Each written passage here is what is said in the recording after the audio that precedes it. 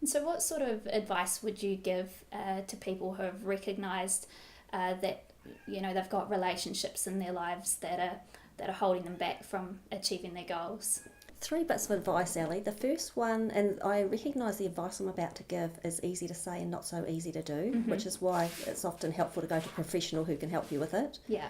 The first bit of advice is learn how to say no. Mm-hmm. Most people, do you know what, about at least 85% of my clients don't know how to say no and don't know how to put themselves first. Mm-hmm.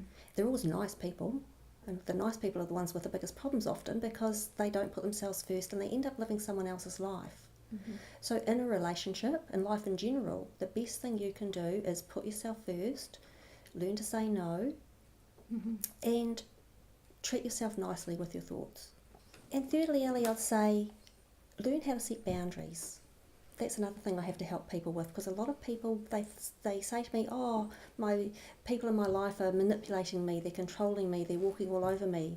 And what I usually find is that's not in the least bit true. It's simply that they don't have boundaries, and even if they do, they're not enforcing them. Mm-hmm. So get someone to help you to learn how to put boundaries in place in your relationships for what is and isn't okay, so you can live the life you want and have the energy you need dedicated to you to achieve your goals, whether they're fat burning goals or otherwise. Mm-hmm. That's great. Thanks, Karen. Those are some really great tips. And I like how you said that it's really important to put yourself first. I do know there's a lot of people out there who think it's selfish to put themselves first, but in reality, if we don't put ourselves first, then we're going to have no energy or enthusiasm to help others. And it makes me think, of what they say when we get on that aeroplane and they say position your own gas mask first.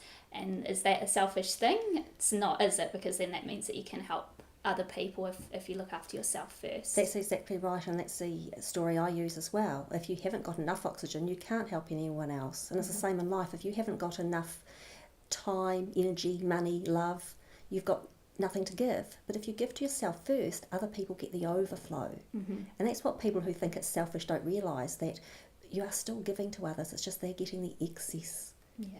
When you filled yourself up first, that's the way it should be. Yeah, they're getting all your great energy.